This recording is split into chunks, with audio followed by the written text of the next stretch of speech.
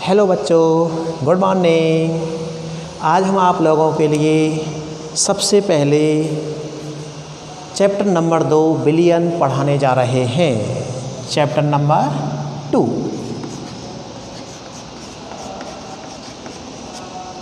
Billion solution. सबसे पहले इसमें बात करते हैं विलियन की परिभाषा। विलियन की परिभाषा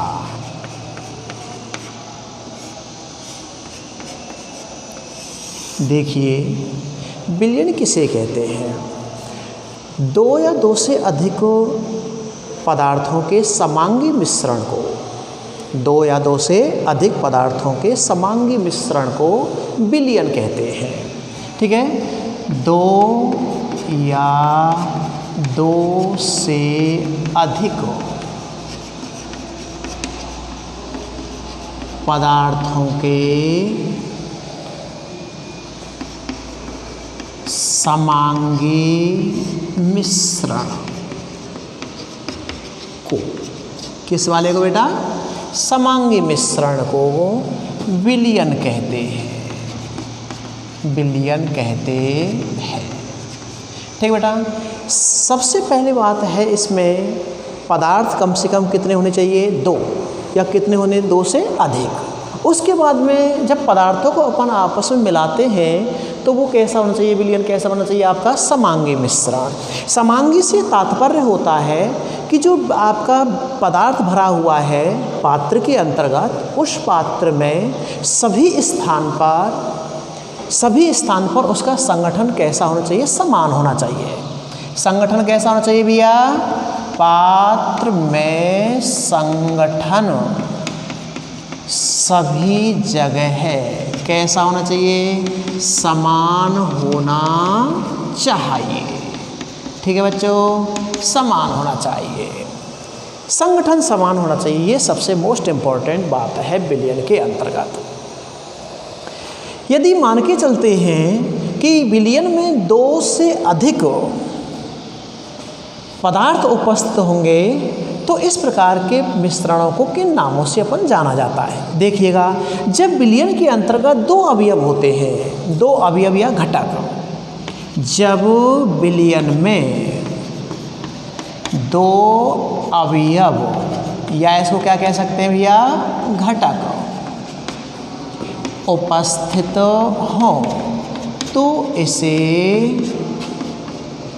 द्विअंगी बिलियन कहते हैं। कौन सा बिलियन बेटा? द्विअंगी बिलियन कहते हैं। यदि विलियन में 3 एवं 4, कितने भैया? 3 एवं 4 अवयव या घटक उपस्थित हों तो इस प्रकार के विलियनों को क्रमशः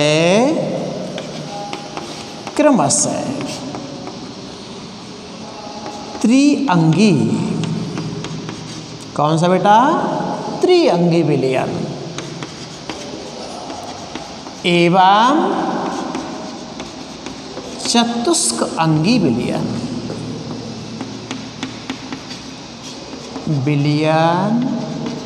कहते हैं। समझे बच्चों?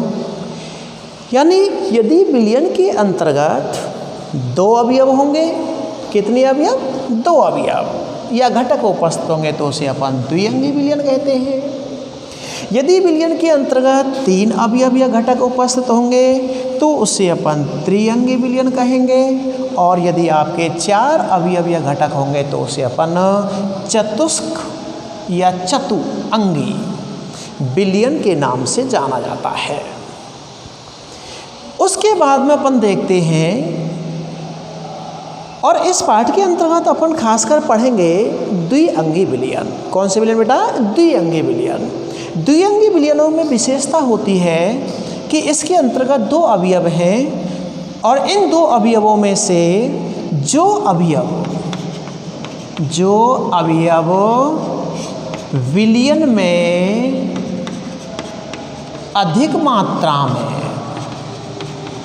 कैसी मात्रा में? अधिक मात्रा में उपस्थित होता है, उसे क्या कहेंगे भैया?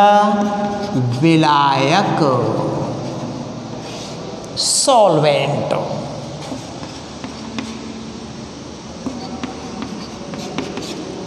विलायक कहते हैं। और जो अवयव विलयन में कम मात्रा में उपस्थित होता है, उसे विलेय कहते हैं। क्या कहते हैं? विलेय, सॉल्यूट कहते हैं। यानी जब विलयन में दो अवयव होते हैं तो जो अवयव अधिक मात्रा में पाया जाता है उसे तो कहेंगे अपन विलायक, सॉल्वेंट, और जो आपका कम मात्रा में अवयव उपस्थित होता है उसे कहते हैं विलेय, सॉल्यूट के नाम से जाना जाता है। इस प्रकार से अपन कह सकते हैं कि एक समांगी जो मिश्रण बनता है दो अवयवों से, उसके अंतर्गत जो विलयन बन रहा है आपका समांगी मिश्रण का, उसे इस प्रकार से लिखा जा सकता है विलयन इजकल टू विलायक प्लस विलेय, विलायक प्लस विलेय। इन दोनों को अपन आपस में मिक्स कर दिया जाए, मिला दिया जाए, तो उससे बना हुआ जो आपका पदार्थ है, समांगी मिश्रण है, उससे क्या कहते हैं अपन? विलयन के नाम से जानते हैं। इसके नीचे अपन शॉर्ट में ये भी लिख सकते हैं, ये अधिक मात्रा में उपस्थित होता है, अधिक मात्रा, और ये बच्चों कैसे है भैया?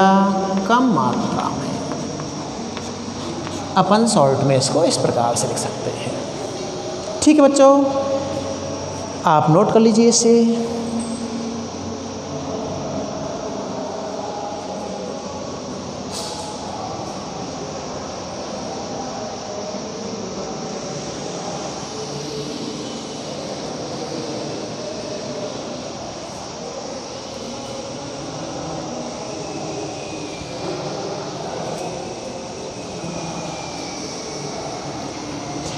उसके बाद आगे चलते हैं। आपने नोट कर लिया है? मिटा दें? अच्छा,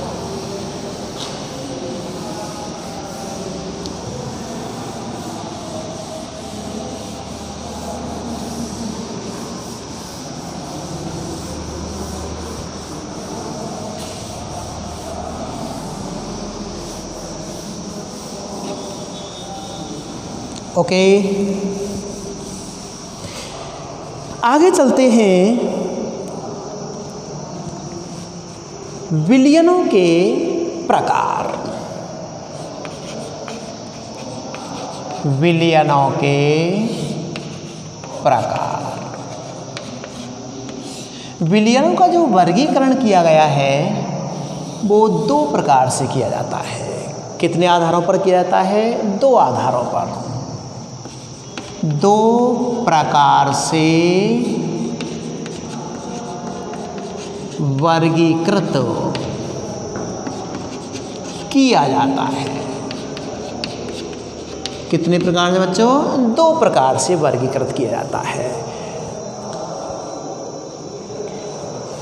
वर्गीकरण का पहला जो आधार है वो है आपका विलेय पदार्थ की मात्रा के आधार पर। विलेय पदार्थ की मात्रा के आधार पर,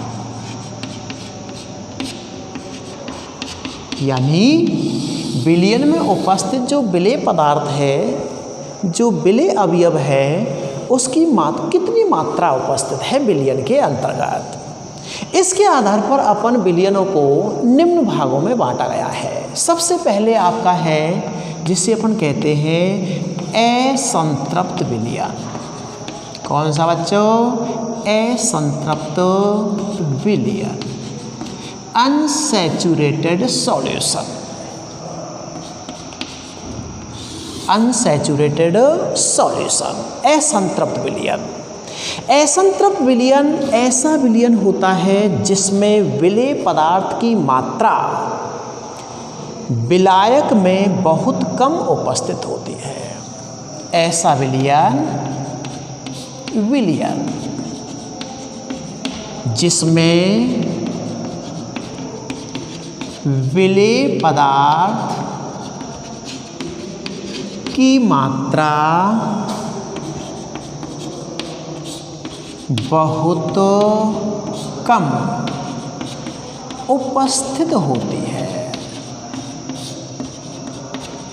या बहुत कम घुली रहती है, असंतृप्त विलयन कहलाता है।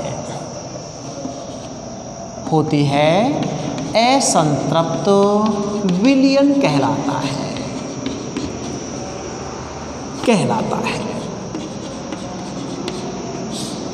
यानी इसका मतलब क्या हुआ कि जो विलयन है उस विलयन के अंतर्गत विलेय पदार्थ की मात्रा बहुत सूक्ष्म या बहुत कम मात्रा में घुली हुई रहती है, उपस्थित होती है, उसे कहते हैं असंतृप्त विलयन। इस प्रकार के विलयनों के लिए विलयन में उपस्थित जो विलेय पदार्थ के आयनों की जो सांद्रताओं का गुणनफल होता है, आयनों की सांद्रताओं का गुणनफल जो होता है वो उसके विलेयता गुणनफल से बहुत कम होता है। अर्थात इसे ऐसे लिख सकते हैं KSP इज A+ आयन की सांद्रता इंटू B- आयन की सांद्रता। जहाँ KSP क्या है? जहाँ KSP है आपका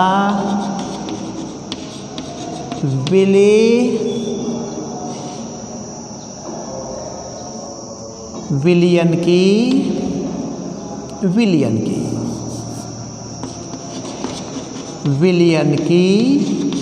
विलेयता गुणनफल।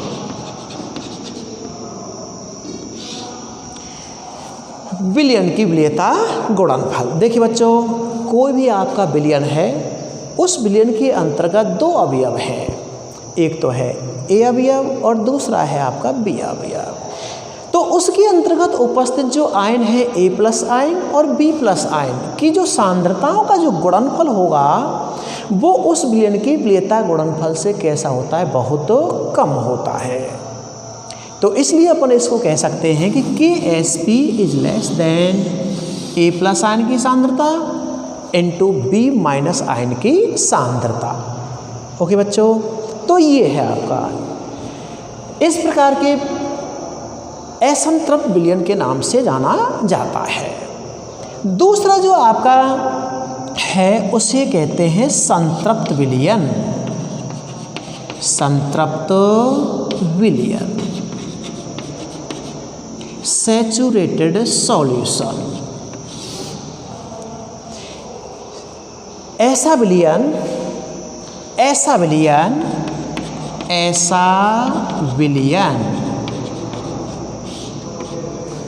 जिसमें विलायक की निश्चित मात्रा में, विलायक की मात्रा कैसी होनी चाहिए? निश्चित मात्रा में। ऐसा विलयन जिसमें विलायक की निश्चित मात्रा में विलेय पदार्थ की अधिकतम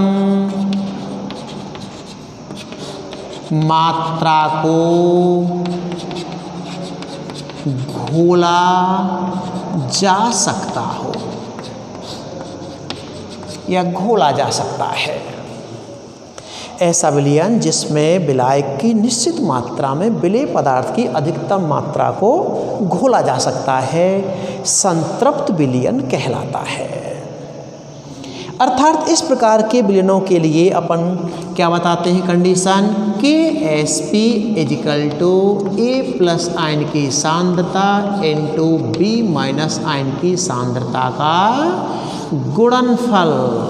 दोनों कैसे होते हैं भैया, बराबर होते हैं।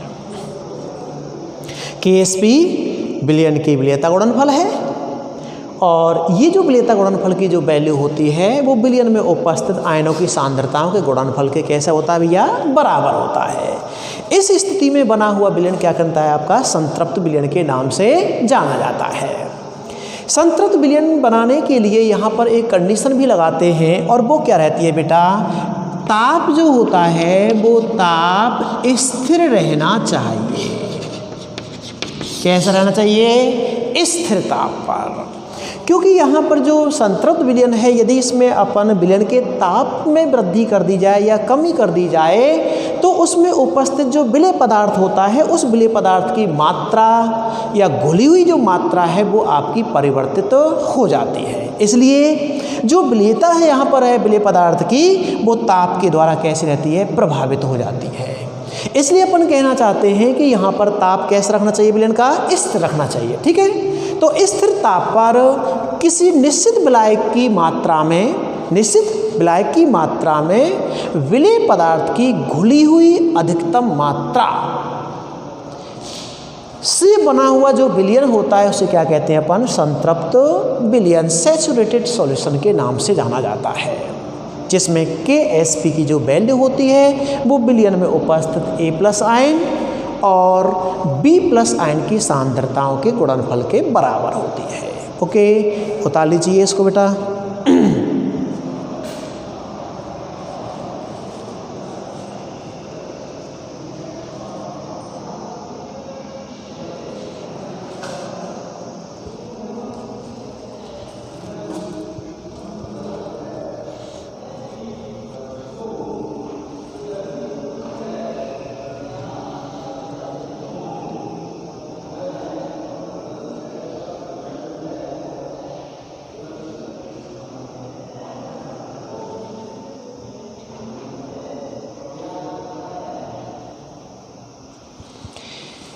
ओके, उतार लिया।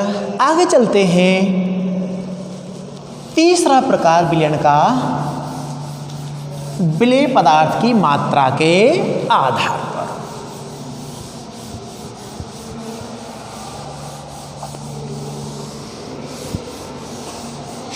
और उस तीसरे को कहते हैं भैया नंबर 3, अति संतृप्त विलयन। अति संतृप्त विलयन, super saturated solution, super saturated solution. इस प्रकार के जो विलयन होते हैं उसमें भी स्थिर ताप पर, ताप कैसे रखना पड़ेगा, स्थिर ताप पर। तो स्थिर ताप पर ऐसा विलयन जिसमें विलायक की निश्चित मात्रा में विलय पदार्थ की मात्रा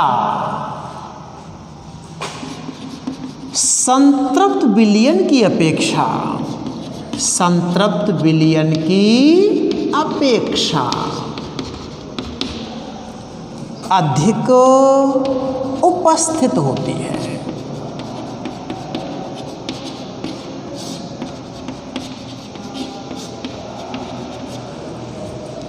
क्या कहना चाहते हैं अपन, स्थिर ताप पर ऐसा विलयन जिसमें विलायक की निश्चित मात्रा में, विलायक की मात्रा कैसी है? निश्चित मात्रा में, विलेय पदार्थ की मात्रा संतृप्त विलयन की अपेक्षा अधिक उपस्थित होती है या अधिक घुली हुई होती है, अति संतृप्त विलयन कहलाता है। तो यहाँ पर अपन क्या है, तुलना कर रहे थे, ध्यान दीजिएगा, संतृप्त विलयन से अधिक विलेय पदार्थ उपस्थित होना चाहिए विलयन में। तो इस प्रकार के विलयन को क्या बोला जाता है? अति संतृप्त विलयन।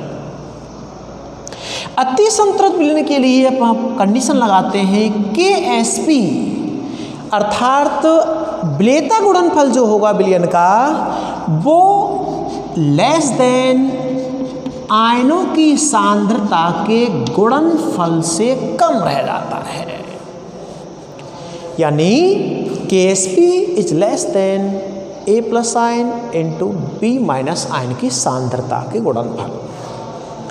ये कहलाता है अति संतृप्त विलयन के लिए कंडीशन लग जाती है। ध्यान दीजिएगा, अति संतृप्त विलयन जो होता है वो एक मित स्थायी विलयन होता है। कैसा होता है? यह विलयन मित स्थायी, यह विलयन मित स्थायी मेटा स्टेबल, मित स्थायी को किस नाम जाना जाता है? मेटा स्टेबल, मित स्थायी होता है। मित स्थायी का मतलब क्या है? अल्प समय के लिए, यानी यह जो विलयन है वो अल्प समय के लिए कैसा होता है? स्थायी होता है। यानी थोड़े समय बाद जो विलेय पदार्थ की अधिक मात्रा उपस्थित होती है वो अवक्षेप के रूप में उपस्थित हो जाती है, अवक्षेपित हो जाती है। और जब अधिक मात्रा विलेय की अवक्षेप के रूप में परिवर्तित हो जाती है तो ये जो आपका अति संतृप्त विलयन होता है वो थोड़े समय बाद, अल्प समय बाद किस में कन्वर्ट हो जाता है? संतृप्त विलयन में परिवर्तित हो जाता है। इसलिए इस प्रकार के विलयन अल्प समय के लिए ही कैसे होते हैं? स्थायी होते हैं। ओके, ये है आपका अति संतृप्त विलयन। नोट कर लीजिए।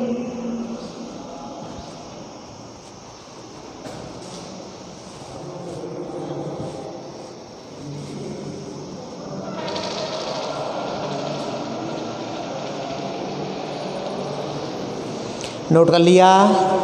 ओके। ते हैं विलयन की भौतिक अवस्था के आधार पर वर्गीकरण। भौतिक अवस्था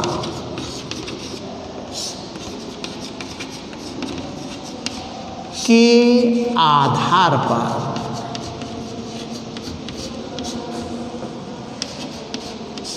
भौतिक अवस्था के आधार पर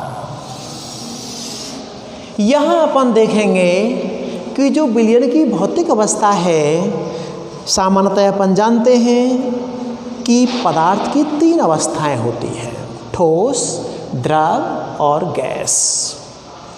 इन्हीं भौतिक अवस्थाओं के आधार पर विलयन भी आपके मुख्यतया 3 प्रकार के बनते हैं।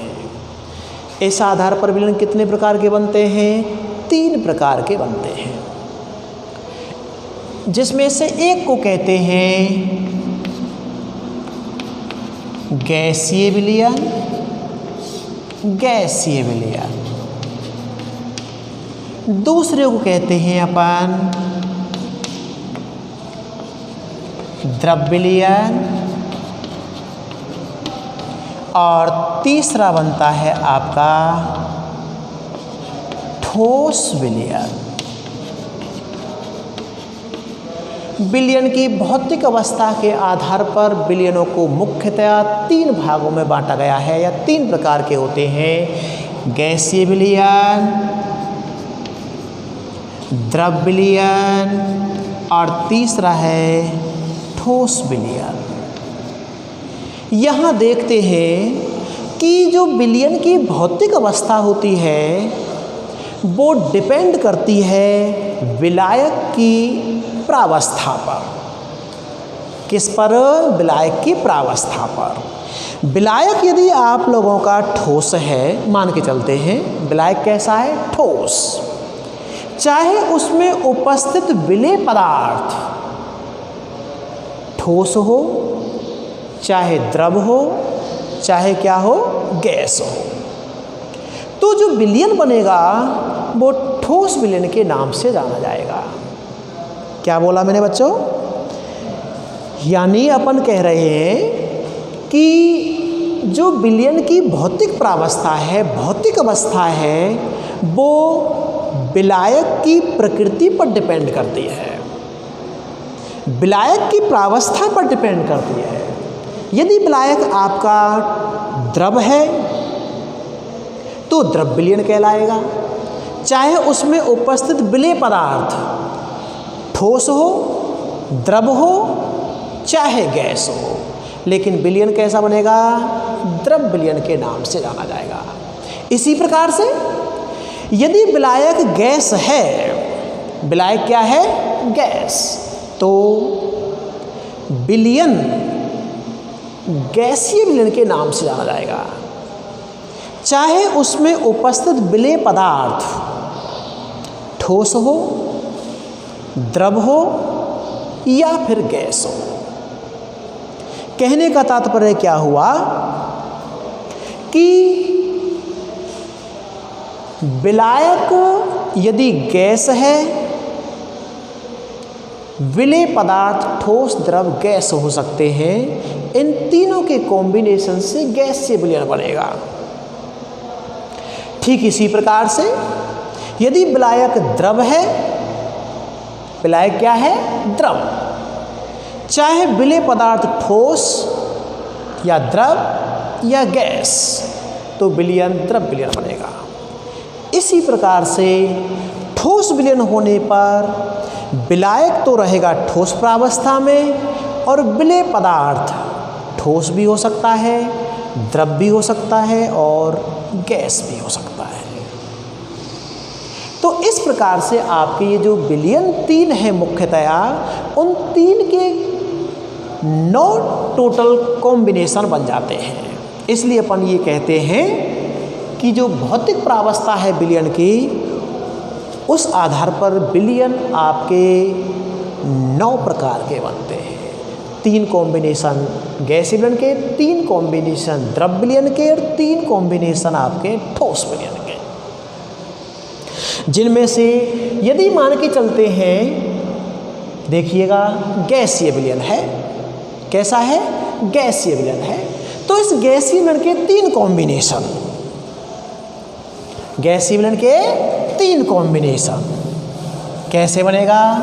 ये इस तरह से अपन इसको नोट करते हैं। विलयन का प्रकार, इस तरह से अपन एक टेबल बनाते हैं। विलयन का प्रकार, इस विलयन के प्रकार में क्या लिखते हैं अपन? गैसीय विलयन। ओके, गैसीय विलयन।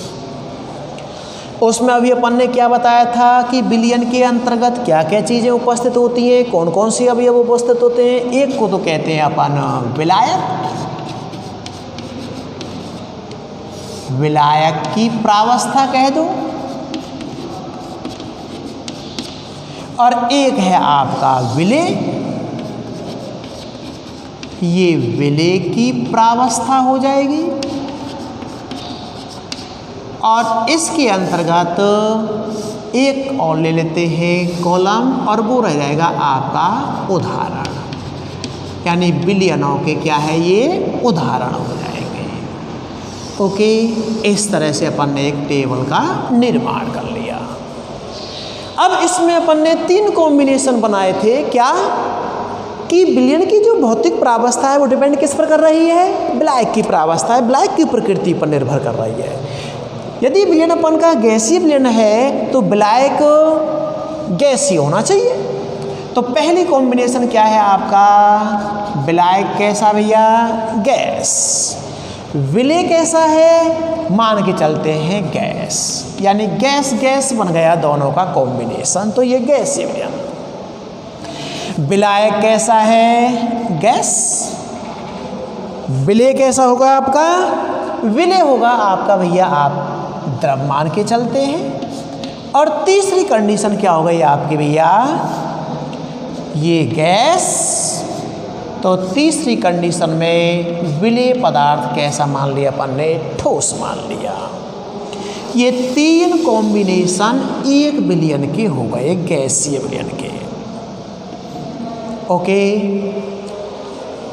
विलायक गैस गैस गैस, चाहे विलेय आपका गैस हो, ठोस हो और आपका द्रव हो।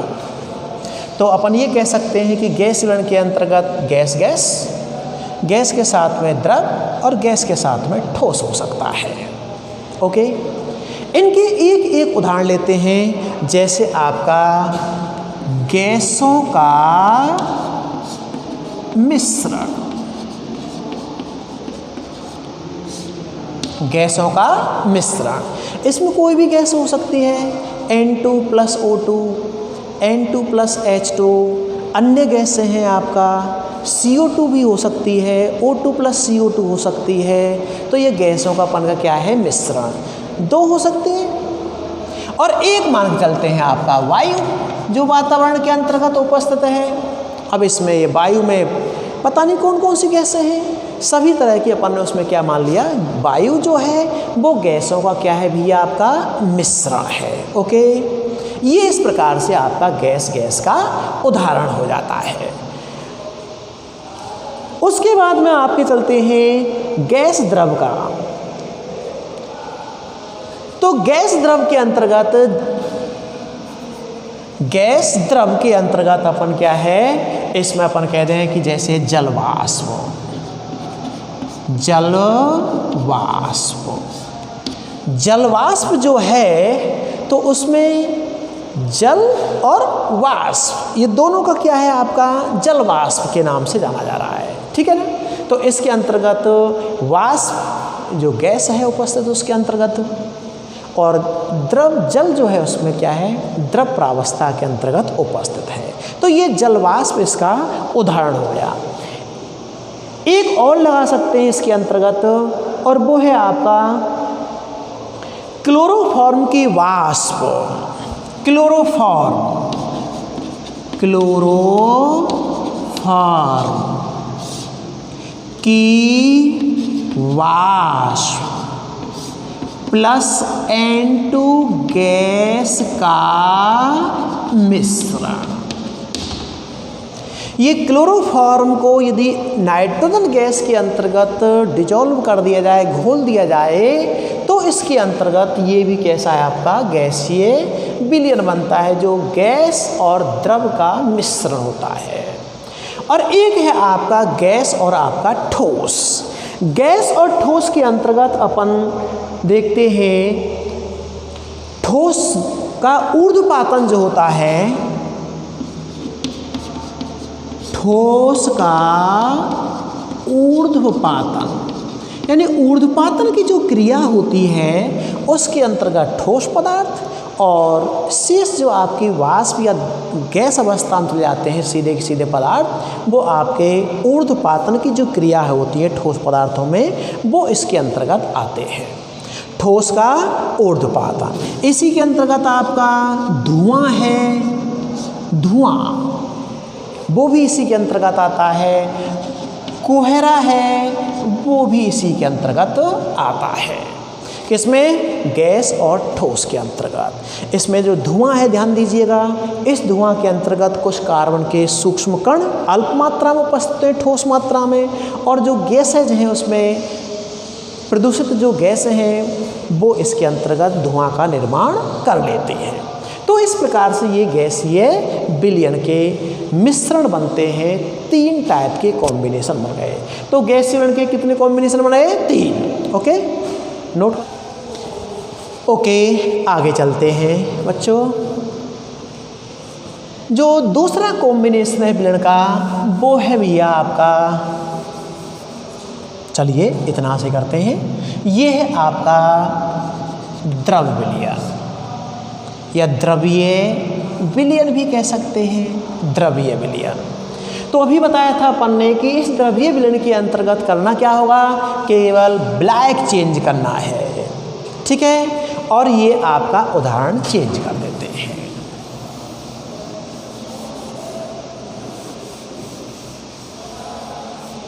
आइए 3 कॉम्बिनेशन इसके बनेंगे।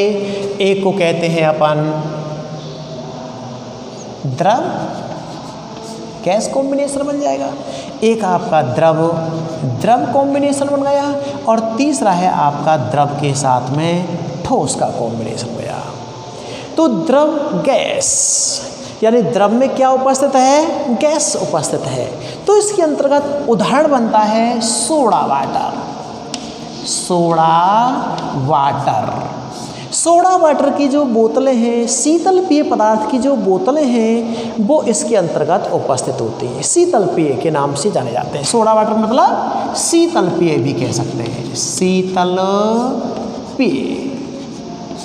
Pepsi, Coca Cola, Mirinda, Thums Up, Limca, ये इसके अंतर्गत आप लोगों के आया करते हैं। सोडा वाटर की जो बोतलें होती हैं उनके अंतर्गत क्या होता है, उच्च दाब पर CO2 गैस को विलय कर दिया जाता है, तो वो आपके सोडा वाटर की बोतल बन जाती है, ठीक है। इसी प्रकार से आपका जैसे एक एग्जाम्पल ये हो गया। दूसरा, जल प्लस O2 का मिश्रण, जल प्लस O2 का मिश्रण। इसमें क्या हुआ, जल में कौन घुली हुई है, O2 ऑक्सीजन गैस घुली हुई है। तो ये आपके 2 एग्जाम्पल किसके हो गए, द्रव गैस के कॉम्बिनेशन के। दूसरा कॉम्बिनेशन बनता है इसका द्रव द्रव के साथ में। तो द्रव विलय होगा और द्रव ही क्या होगा इसके अंतर्गत, विलायक होगा। तो द्रव द्रव के अंतर्गत अपन इसमें क्या है, आपके जो वास्तविक जो विलयन होते हैं वो इसमें है, जैसे जल प्लस एल्कोहल, जल प्लस एल्कोहल इसका उदाहरण है। ऐसे कह सकते हैं जल एवं एल्कोहल का मिश्रण, या जल प्लस एल्कोहल कह दीजिएगा, ठीक है। ये द्रव द्रव का उदाहरण होया। और एक है आपका द्रव ठोस। द्रव में क्या घोला गया है, ठोस पदार्थ। तो द्रव में ठोस पदार्थ घोलेंगे तो जल में नमक, जल में चीनी, जल में चीनी, ये इसके उदाहरण हैं। ओके बच्चों, नोट कर लीजिए।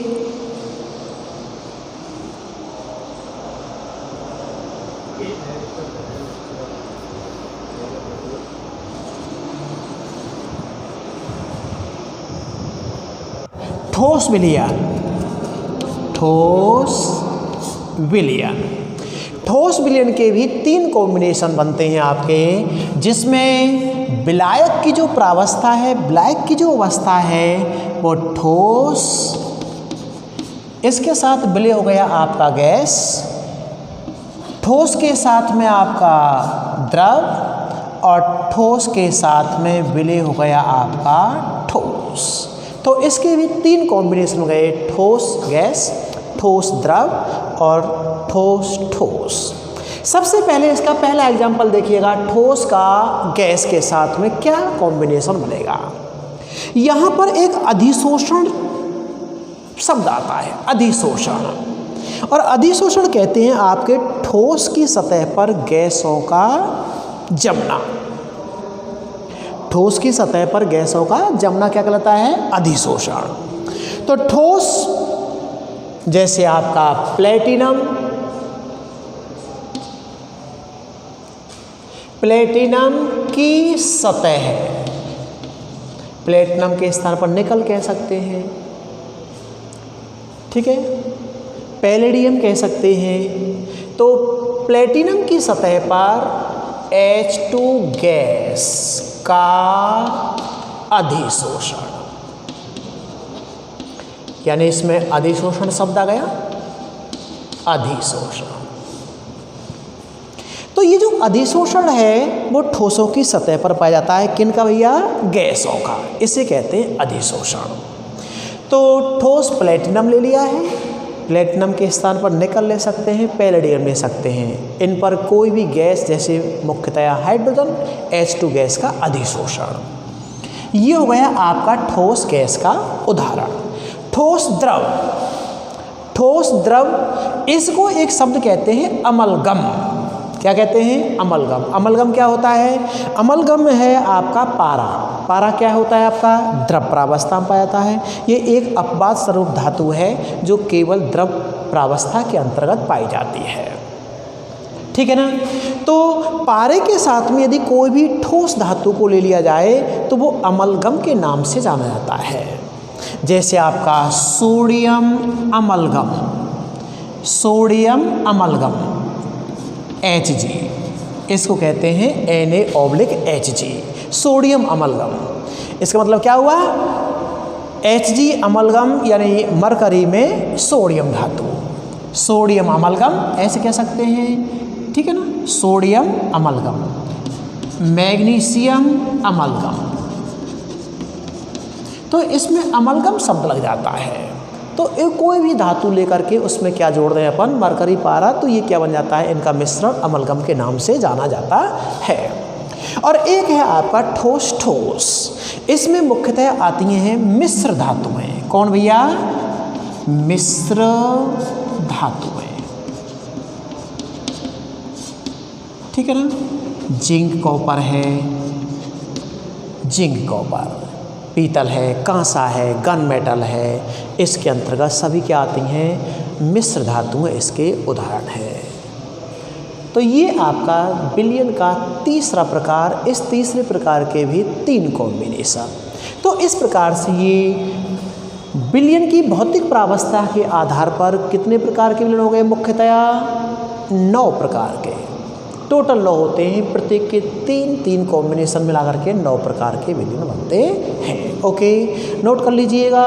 ये इस प्रकार से विलयनों के भौतिक प्रावस्था के आधार पर वर्गीकरण कंप्लीट हो जाता है।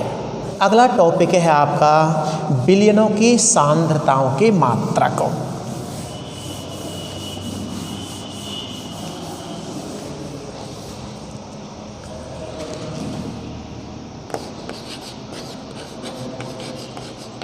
विलयनों की सांद्रताओं के मात्रक।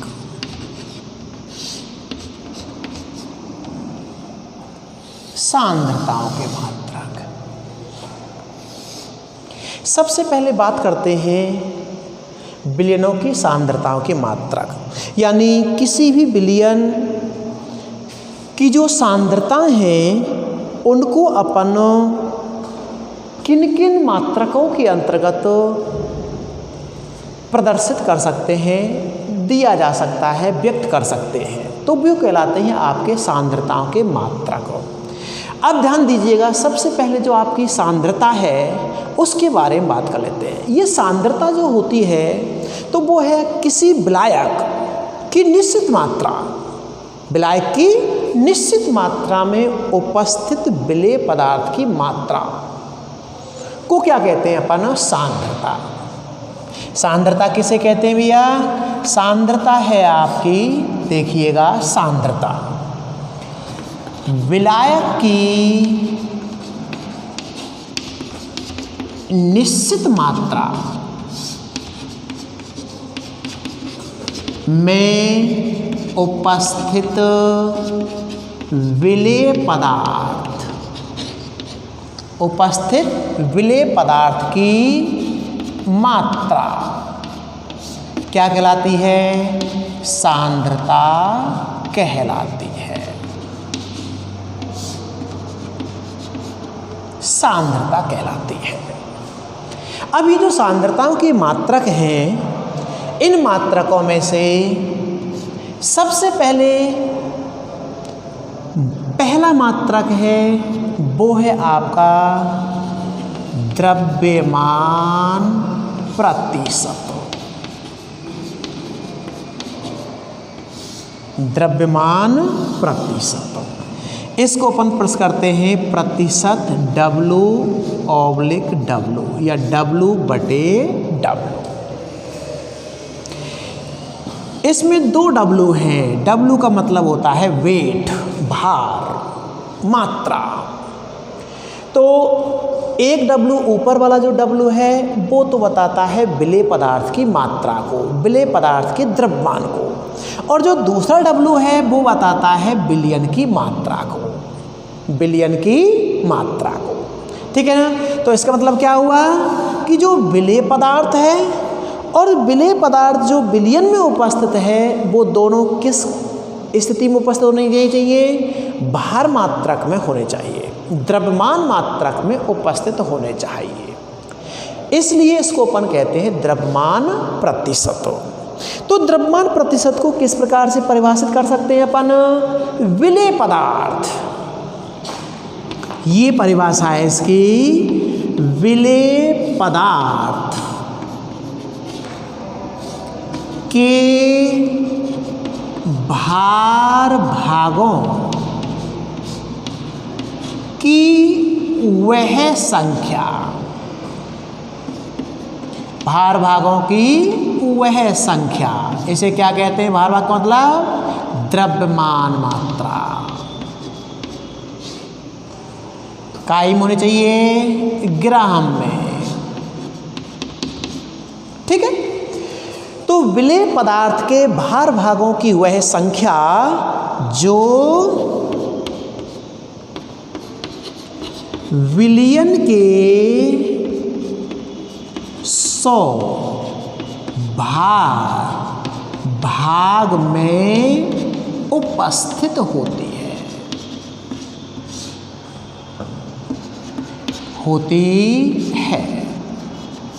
100 भाग में उपस्थित होती है, द्रव्यमान प्रतिशत कहलाता है। द्रव्यमान प्रतिशत कहलाता है।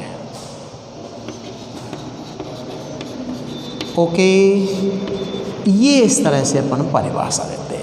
इसको दूसरी भाषा में भी कह सकते हैं, दूसरे शब्दों में भी कह सकते हैं। जैसे अपन ने यहाँ से स्टार्ट किया था, विलेय पदार्थ के भार भागों की वह संख्या या द्रव्यमान मात्रा जो विलयन के 100 भाग में उपस्थित होती है। इसको उल्टा भी कह सकते हैं। कैसे? विलयन के 100 भाग में, विलयन के 100 भाग में उपस्थित विलेय पदार्थ के भार भागों की संख्या को, विलयन के 100 भागों में उपस्थित विलेय पदार्थ के भार भागों की संख्या को क्या कहेंगे? द्रव्यमान प्रतिशत कहता है या द्रव्यमान प्रतिशत कहलाता है। इसको सूत्र के रूप में किस प्रकार से पेश करें? अर्थात सूत्र के रूप में ऐसे लिखा सकता है, अर्थात द्रव्यमान प्रतिशत इक्वल टू विलेय पदार्थ का द्रव्यमान किस में होना चाहिए? ग्राम में, बटे विलयन का द्रव्यमान। ये भी किस में होना चाहिए भैया? ग्राम में। ओके, ग्राम में। चूँकि हम जानते हैं विलयन के अंतर्गत 2 अवयव उपस्थित होते हैं, एक को विलेय कहते हैं और दूसरे को क्या कहते हैं? विलायक। तो विलयन का जो कुल द्रव्यमान होता है, उस विलयन के कुल द्रव्यमान में क्या क्या चीज़ है? विलेय और विलायक का द्रव्यमान उपस्थित होता है। इसलिए इसको अपन इस तरह से भी कह सकते हैं। क्या कह सकते हैं? या करके लिख सकते हैं, विलेय पदार्थ का द्रव्यमान बटे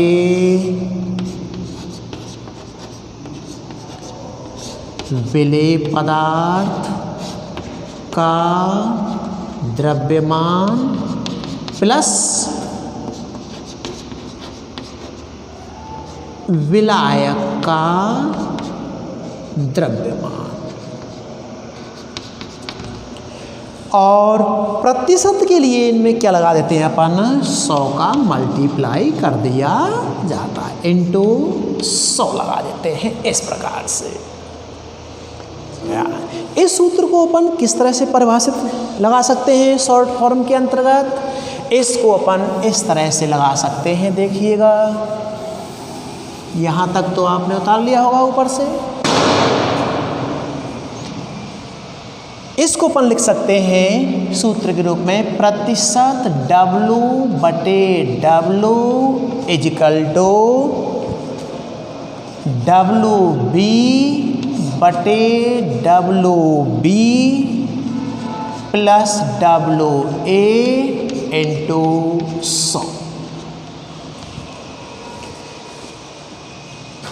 जहाँ